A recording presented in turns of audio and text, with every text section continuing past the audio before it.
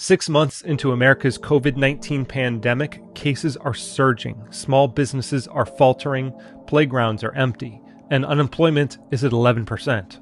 Our best hope for ending this nightmare is a vaccine, and there are more than 165 in development. But when a vaccine becomes available, how many Americans will refuse it? Bill Gates' vaccine is magically ready, but in order to get the vaccine, you also have to receive the biometric tattoo. Will you take it? I don't trust the vaccines. I never did.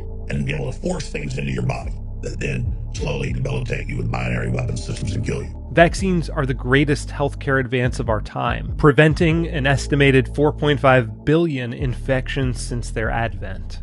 So what explains the reluctance of so many Americans to vaccinate? It's a combination of bad science, the government's long history of misleading the public, and the collapse of confidence in public health authorities because of their catastrophic failures in response to the COVID-19 pandemic.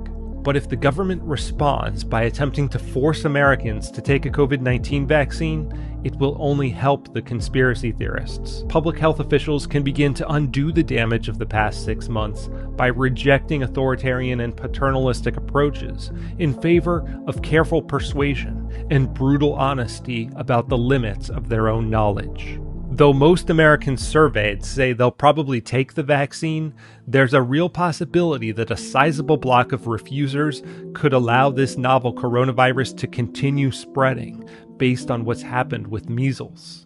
And vaccine refusal tends to happen in clusters, according to researcher Tara C. Smith. 2019 was the worst measles year in a generation. When you have some of these groups of individuals where vaccination rates are low, it just takes one person with measles to get in there and spread it through a community. Vaccine skeptics often focus on the claim that childhood vaccines cause autism. I think they need to wake up and stop hurting our kids. The vaccines are dangerous, if not dangerous to certain people who are more susceptible. 2 years old, 2.5 years old, a beautiful child, went to have the vaccine and came back and a week later got a tremendous fever, got very, very sick, now is autistic. The claim famously was amplified by a British researcher named Andrew Wakefield. I started getting calls from parents who said, my child was developing perfectly normally, and then they had their MMR vaccine in many cases, and then they just disappeared. His 1998 paper linking vaccines and autism was later retracted, and the UK General Medical Council found him guilty of multiple ethics violations for lying about his test subjects and failing to disclose a financial link to an anti-vaccine lawsuit. But concern about vaccines is rising among parents, along with objections to the use of mercury preservatives, which both haven't been proven to do harm and haven't been present in childhood vaccines for nearly 20 years. An ecosystem of anti-vaccine information has emerged, and according to the American Journal of Public Health, bots and paid Russian trolls participate in online vaccine debates far more than the average social media user.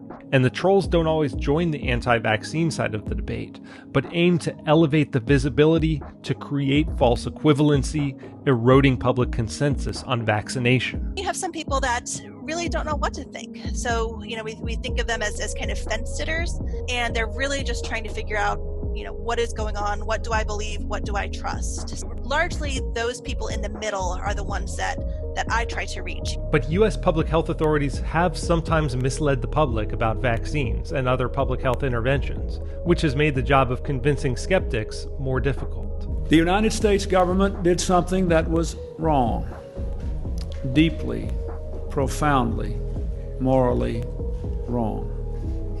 The Tuskegee experiment sowed deep distrust of the government and public health, particularly in Black American communities. In 1932, government doctors recruited mostly poor Black sharecroppers at the Tuskegee Institute for a study of the impact of syphilis. The participants, the majority of whom had the disease, were told they were getting an experimental medicine when in fact they were all given a placebo.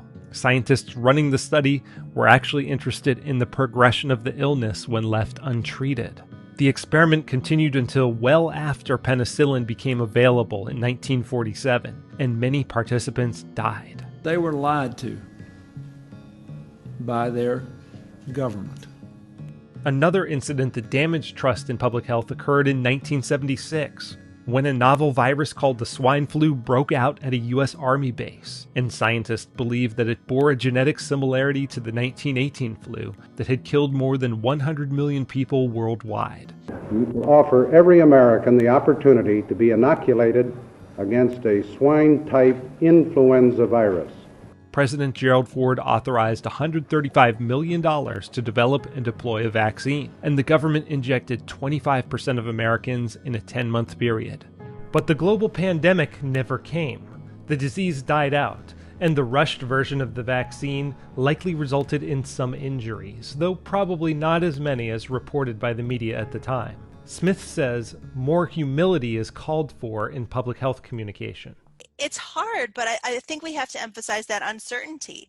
And I think that may have been one thing missing with the masks, and I was probably guilty of it myself. You do not have to wear masks because there is no evidence that they protect people who are not sick. Over the weekend, the U.S. Surgeon General urged people to stop buying masks, saying in a tweet, they are not effective in preventing general public from catching #coronavirus. Wearing a mask might make people feel a little bit better, and it might even block a droplet, but it's not providing the perfect protection that people think that it is. After reversing their position on face masks, authorities claimed their earlier message was motivated by a desire to preserve protective gear for medical workers, without ever acknowledging that they were wrong to say that masks wouldn't slow the spread of the virus. Do you now regret not advising people more forcefully to wear masks earlier?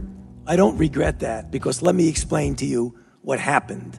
At that time, there was a paucity of equipment that our healthcare providers needed. Public health authorities also issued contradictory messages on the safety of large gatherings following the Black Lives Matter protests. The WHO failed to properly investigate the original outbreak in China, perhaps leaving the world less prepared than it should have been for the emerging pandemic. The Trump administration repeatedly played down the threat of the virus, and the CDC botched the early rollout of testing. If there is any hope of winning back public trust in a vaccination program, which, unlike the 1973 swine flu vaccine, will have been subject to extensive safety testing, public health authorities should acknowledge their past mistakes. We did not want to divert masks and PPE away from them to be used by the people. If warning against face masks was a so-called noble lie to preserve supplies for healthcare workers, they should own up to that rationale and stop condescending to the public.